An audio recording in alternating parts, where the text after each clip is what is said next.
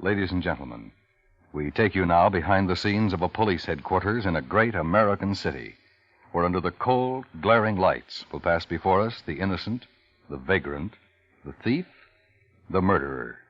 This is the lineup.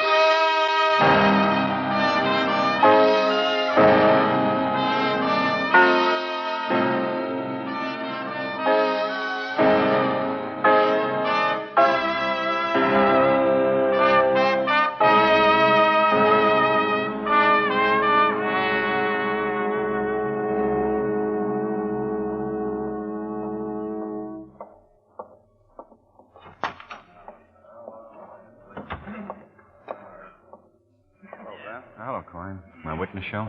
Yeah, over there. Second row came in about 15 minutes ago. Anything happen? Well, they made Francisco's prints on the showcase and safe. If she identifies him, he can be arraigned in the morning without any trouble. How many tonight? 42. Huh? Yeah, and Masterson's been picking up narcotic suspects all day. You know, that thing on Temple Hill. Oh, yeah. You getting anywhere? Broke it this afternoon, I guess. A couple of his men found an acre of marijuana growing next to a celery patch south of town. Hey, how about those Dodgers today? Yeah, those homers really paid off. I'll see you later. Right. Pardon me. Pardon me, please. Thank you. Ah, hello, Shirley. Oh, hi. Sit down, sit down. Well, thanks. Tom told me to sit here. Said you'd be along pretty soon to take care of me. Tom? Sergeant Quine, you know. Oh, Sergeant Quine. Yeah. And here you are, huh? Uh-huh. Now, Shirley, if you see anybody in the line you recognize Oh, didn't tonight, you get him? Didn't you arrest the one I saw in the picture? Well, we want you to identify the man you saw breaking into the store, if you can. I picked out his picture, didn't I? That's right. Now we want you to identify him in person. It's the way we make sure on these things. Oh. Hey. I know him, don't I? Sergeant Carger? Pete. Yeah, Pete. May I have your attention, please? Oh, he's so businesslike. You people out there on the other side of the wire in the audience room, may I have your attention, please? Thank you. My name is Carger, Sergeant Pete Carger. I'll explain the lineup to you. Each of the suspects you will see will be numbered. I'll call off a number, their name, and charge.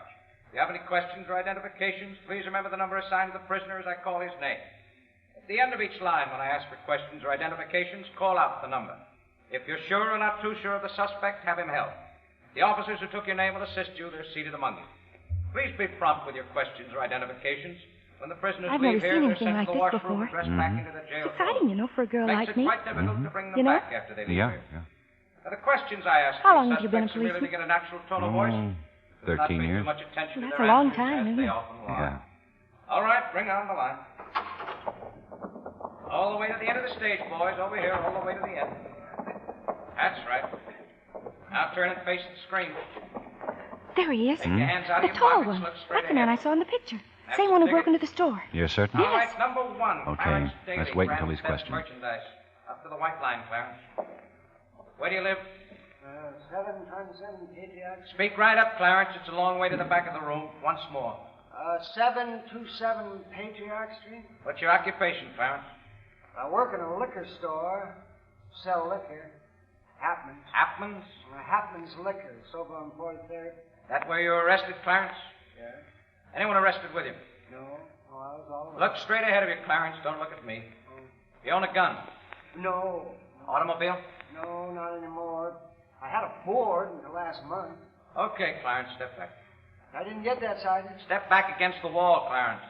Oh, I didn't understand you. Number 2, Joseph Francisco, burglary. Okay, Joe. Okay, what? On the line, Joe. What's your address? You hear me? I'm trying to think.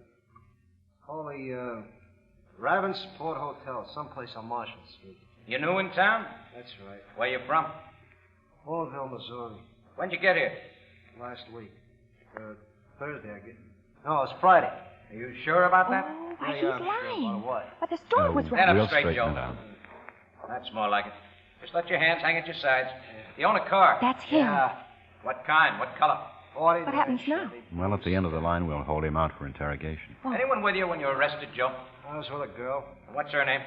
I don't know. It's just some girl I met. We're having a beer when Big John Bull walked in.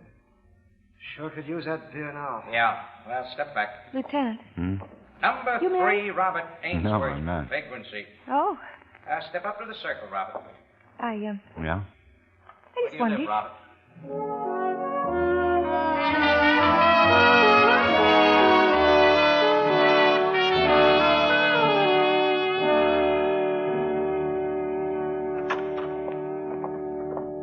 take a minute. It's all right. I got plenty of time. I'd like to have you sign this verification card. Oh, sure. Here. Thanks. Well, what'll happen now? Oh, I'll ask Francisco for a statement. You mean you'll ask him to confess? Oh, amounts to that. What's in that for him? Suppose you don't want to confess. I think he understands. We have him pretty cold on these burglaries he's been pulling. If he makes a statement, he'll get a quicker hearing.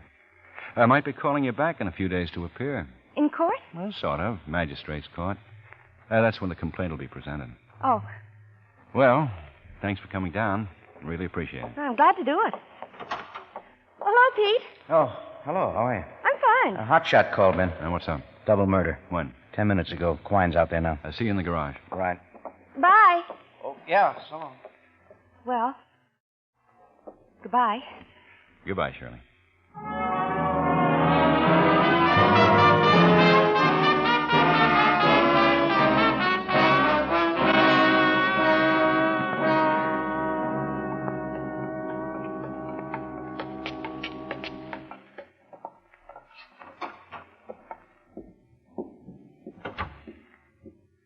This way, Ben. Happened in here. Some party. Yeah. Well, who are they? Well, that one's Anthony Avrilla. This one's Vincent Diacino. You find a knife? No, I had some men looking around outside. Thought I'd wait in here till the coroner's finished. Yeah. Any witnesses? Lots of them. The man who lives next door, Edward Papelli, says there was a poker game here tonight. Who identified them? Papelli. He's known Avrilla for years. Diacino about 2 months. This is Avrilla's room. Landlady says he rented it about a year ago. Okay. Where's she? Downstairs. Take it here, Pete. Yeah. Come on.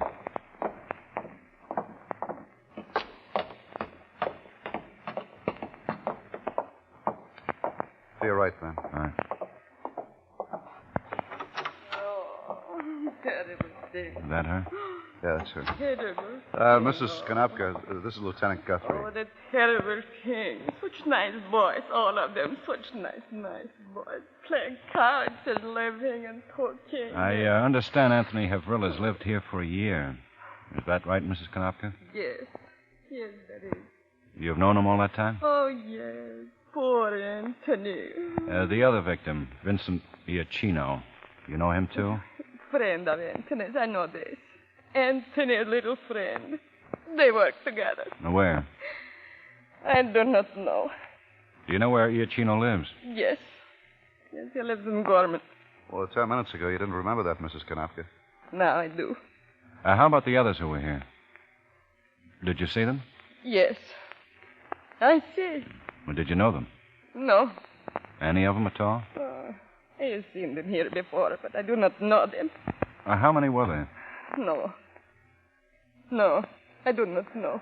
Well, did you hear anything unusual tonight? Nothing. Not a word. Peaceful. I was sitting reading my paper. No loud voices from up there? Oh, no. Any sounds of a struggle? Struggle? Oh, no. Only laughing and talking. I saw them come here to poor Anthony's room. They passed by right there in the hall, you see. Well, to go up the stairs? Yes. To go up the stairs, I said to them, "Be gentlemen, be quietly. There are others. Mr. Laxman across the hall sick." Mm-hmm. Well, go on, Mrs. Konopka. They were quiet. For boys, they were quiet. I mean, loud laugh, maybe. Maybe a word not too nice, but gentlemen. Mrs. Konopka, you've seen that room up there? Oh, sure. Some furniture broken, one of the windows smashed, bottle broken. What? Broken furniture and glass. Looks like there might have been quite a fight up there, Mrs. Konopka. Oh, yes. Well? Yes. Well, did you know about the fight? Oh, there was fighting. I heard that. Oh. About an hour ago. I heard them rush downstairs fast.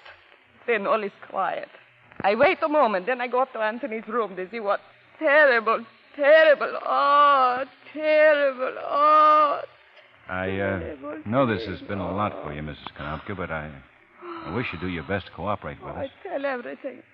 Nothing to hide. Well, did you say anything to them when they came down the stairs? Oh, no. Ben, Who is this? A police officer, Mrs. Konopka. Oh, coroner's waiting for you. Okay. Keep on here, quiet. Yeah, Ben. you come back. Yeah. Thinks it might have been a screwdriver instead of a knife. Oh? Gonna post them tomorrow. You talked to Laxman, man who lives in that one? Yeah. He says he knew Havrilla and Iachino. Told me a man named Charles Bender, another one named Bob Fisher were in the card game tonight. Might be a break. Huh? Yeah, I phoned in. R&I got to make for me. Fisher did 2 years for car theft, out last November. 5 arrests previous to that. Burglary, theft, nothing big. Bender's had 13 arrests, 2 convictions, both narcotics. 6 months county jail, 1939. 6 months county jail, 1946. Okay, check him out. Now we need at least one more. Huh? Takes 5 men for a poker game.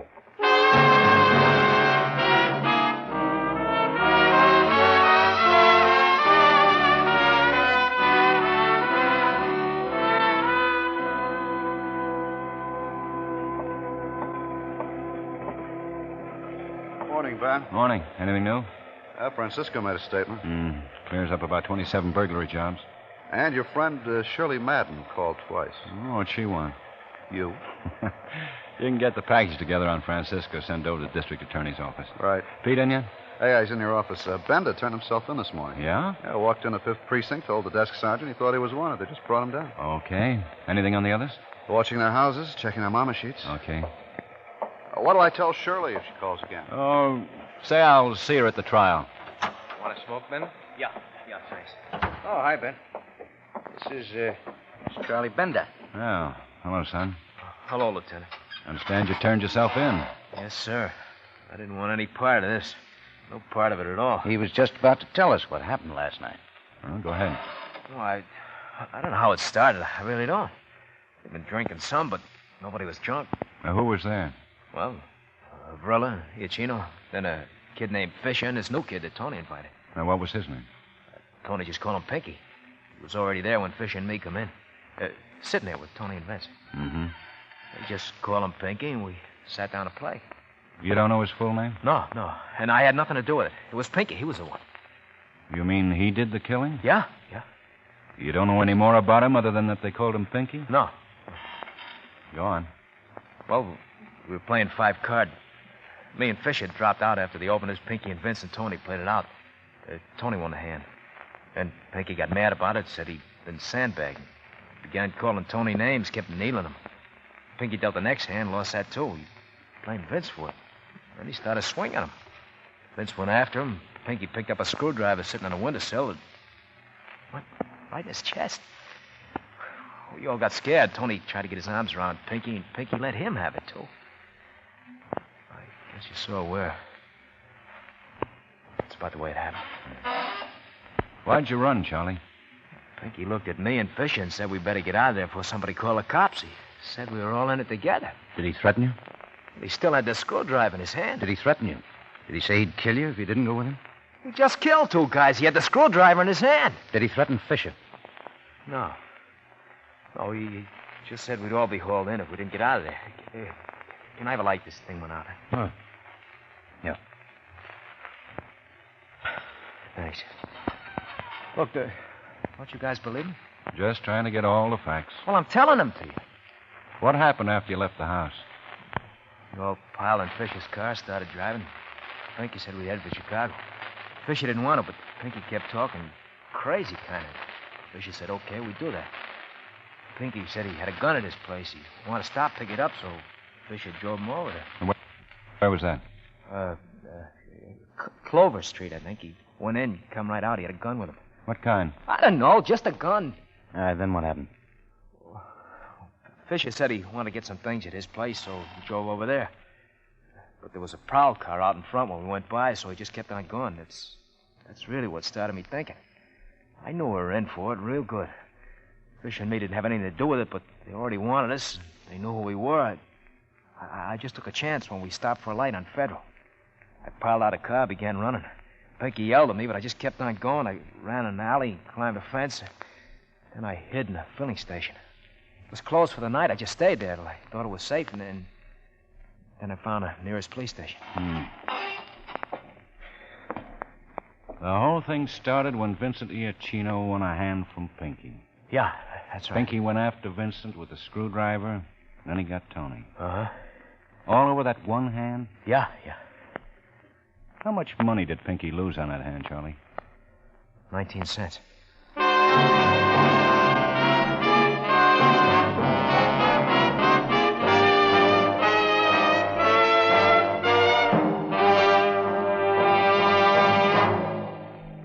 Both back this Sunday night. Edgar Bergen and Company and Eve Arden as our Miss Brooks. Yes, it's the Bergen and McCarthy Show with Mortimer Snerd, Ray Noble's orchestra, and guest stars. Back Sunday nights at the Stars address starting this weekend. Returning the same night is Our Miss Brooks, starring Eve Arden as an English teacher ever seeking her special degree in romance. For comedy galore, enjoy Bergen and McCarthy and Our Miss Brooks on most of these same stations back this Sunday night, presented by CBS Radio.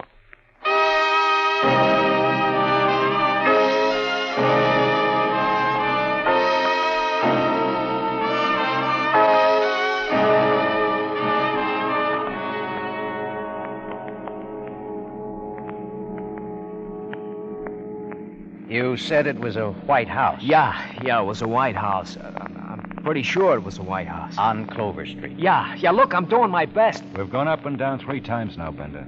From 32nd to 25th. You said it was here, someplace? It is. Can we try the alley here? He took us in through the alley. Okay, Pete. Back it up. I sure want you to get a line on him. You know that, don't you? You know I want you to get him. Yeah, sure, Ben.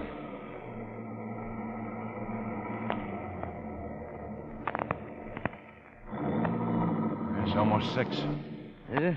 I'm getting hungry. Yeah, me too. Hey. You spot it? Oh, we turned left in the alley just like we did in this one. He made Fisher stop the car right by a big garage. Then he went into the house while we waited. Hey, look, this could be it. All right, take a good look, Bender. I think this is the place. It was dark, but I remember there was a high fence, and he went through a gate like that one. Okay, Pete. Give it a try. Yep. Be right back. All right. You said you didn't have a chance to talk to Fisher? I didn't, no. Well, what about when you were waiting in the car for Pinky? What did you talk about then? Well, You were all alone? Pinky wasn't around? We were scared more than anything else. A crazy guy just killed 2 people. We were scared, that's all. We were just going to play a little penny ante last night, that's all. But you could have gotten away from him then. Yeah, we could have, but we were scared. Uh-huh. Look, that's the truth. Me and Fisher didn't have anything to do with the killing. It was all Pinky. That's true. Honest, it's true. Yeah? A man named Harrison owns the house. He's putting on some clothes right now. 3 days ago, he rented the back room to a guy who gave his name as Lloyd Talbot. Tall, red-headed, medium build, about 27. Well, Bender? Hey, I never heard that name, but it sure sounds like him. Harrison got a phone in there? Yeah. Now, take it here, Pete. I'll send somebody out from the crime lab. Right, Ben. Call in that name. We might have something. Yeah. Sure a pretty morning, huh? Yeah.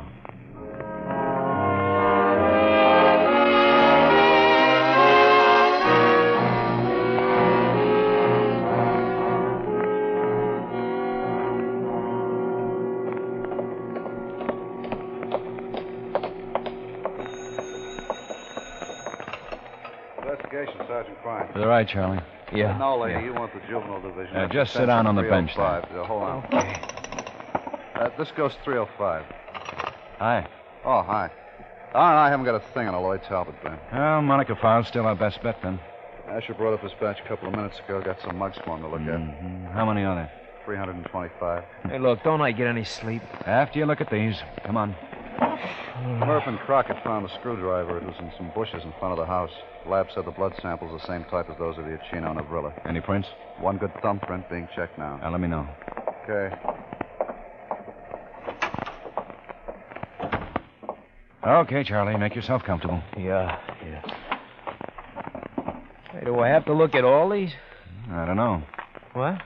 He might be this first boy. No. Well, how about this one? No. Hmm? No. Hmm? No. Look, I'm hungry. I'm tired. You want to smoke?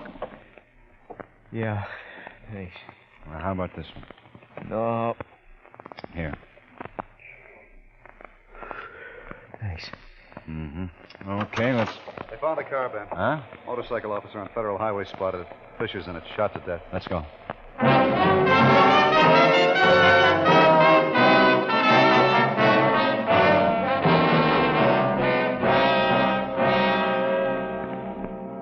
my bike started to go haywire about there. I pulled over to the side of the road to have a look. I saw it sticking out in those trees. Yeah. Must have rolled it down from up there. Tracks across the shoulder of the road. All this brush broken around here. Yeah. What time did you come on, Nevers? 6 o'clock this morning, sir. Figure it must have happened before sunrise, because there are a lot of trucks on the highway early in the morning. Uh-huh. Pretty busy. And he needed a minute or two to get out of the car and push it over. Yeah. It's at about 4 hours, Ben. Oh, that'd make it around 2 or 3 this morning, huh? Yeah. What? Burrs all over the place. Yeah. This patrolman Nevers, he spotted the car, Sergeant Klein. Hello, Nevers. Hello, Sergeant. We want it roped off from about there to there, over to there. Yeah. Soft ground around here. Might be a footprint somewhere that'll help. Cover the shoulder of this road on both sides. He might still be around. Lots of cafes and roadhouses up the road, sir. Motels and places he could stay. A walking distance? 5, 6 miles, maybe, yeah. Yeah, we better cover all those, Klein. Right. Where'd you call from, Nevers? Filling station, half a mile down. How much longer the coroner going to be? Another hour or so. Oh. Oh, here's Pete. Yeah. Just came from the office, Ben. Gotta make on Pinky. Oh, Bender find him? On that thumbprint, name is Lester Richard Thompson. What was he up for? Auto theft in 1943, burglary conviction 1951, small-time stuff, cheap crook. Oh, what about this here? Looks like he killed Fisher in the car, then pushed it over the side and took off. Lester Richard Thompson, eh? Yeah. He's growing up. Still cheap. Huh? He's killed 3 men for nothing.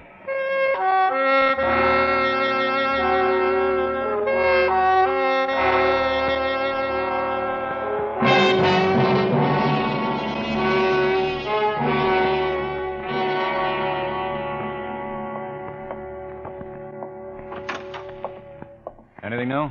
Yeah, a couple of things. Place out on Federal Highway, about 18 miles from where the car was found, called the Hi-Hat. Mm-hmm. Asher covered the place with Murph and Ollinger. The waitress there, name of Vicki Walters, remembered a man who came in the restaurant about 10 or 11 this morning. She said he had mud all over his shoes, looked tired, a little scared. He had some coffee, made a phone call. Taxi came out and picked him up. Does she see the mug on Thompson? Yeah, she wasn't too sure it was the same man, but Asher's checking it out now. Black and tan, cab company. Take a while to go through those waybills. Yeah. You get any sleep at all? No, not much. Too hot. Yeah. Pete go home? No, he went over with Asher. These came in from the lab. Fisher got it with a .38. No. Ballistics working on the slugs now. You post over? Yeah. Report ought to be here pretty soon. Found 4 good prints of Thompson's in the car. Well, he's our boy. Yeah. I wonder what made him do it all of a sudden. You suppose it's a heat, Ben? When we get him, I'll ask him. Investigation, Sergeant Klein. Yeah. Well, what's the number? 315, right. That's Asher. Cab driver identified Thompson's mug. Where'd you take him? Newport Hotel, 315 Bailey. Checked in under the name of Lawrence Tyler.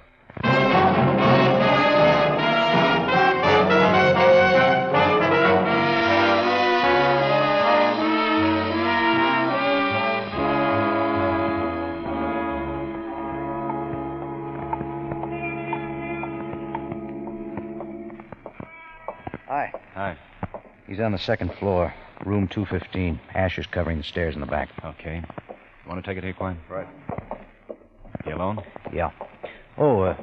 This is Mr. Compton. He's the clerk here. Lieutenant Guthrie. Hello, Mr. Compton. Oh, how are you? Well, I was just telling this officer here. I checked him in about, it was about 11 o'clock. He didn't have any luggage, but he did pay in advance, and so I thought to myself... Tell me, did you get any phone calls, or has he made any since he's been here? Oh, no. He just went up to his room, and he's been there ever since. You sure, Mr. Compton? Well, he'd have to pass this desk to get out, unless he went out the fire escape. I see. You got a key, Pete? Yeah. Okay. Now, you won't, there won't be any ruckus. I hope not, Mr. Compton. Well, anything I can do to help. Well, just stay here. Thanks.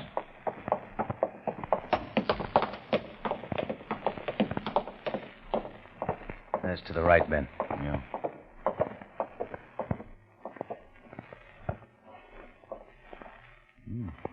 Quiet. No. Let's not give him any chances. Open it. Yeah.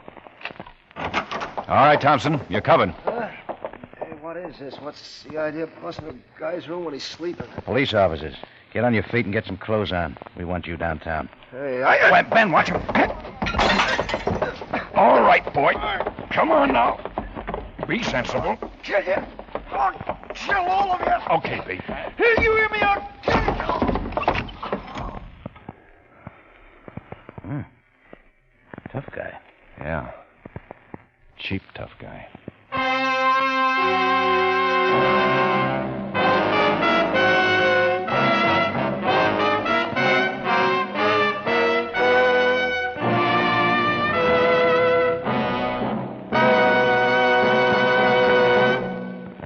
The lineup, where before you pass the innocent, the vagrant, the thief, the murderer.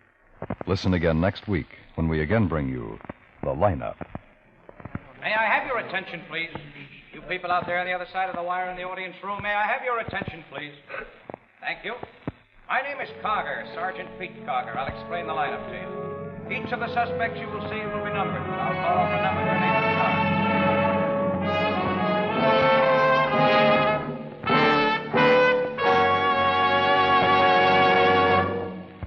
The lineup, starring Bill Johnstone as Lieutenant Ben Guthrie with Jack Moyles as Sergeant Pete Carger, was written by E. Jack Newman with music by Eddie Dunstetter.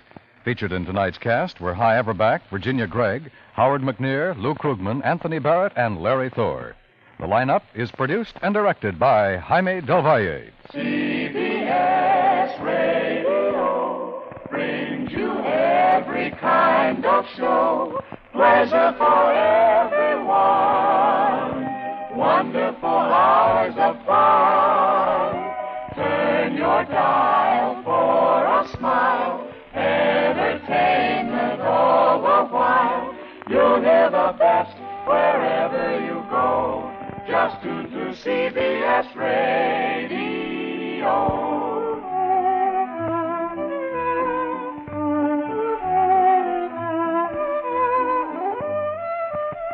Wherever you go, tune in to CBS Radio.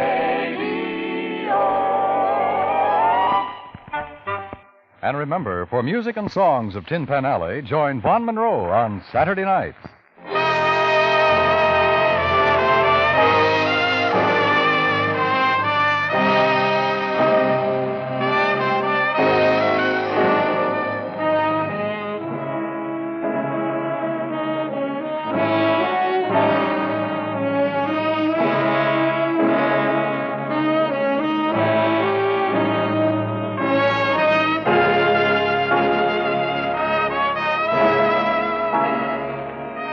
This is the CBS Radio Network.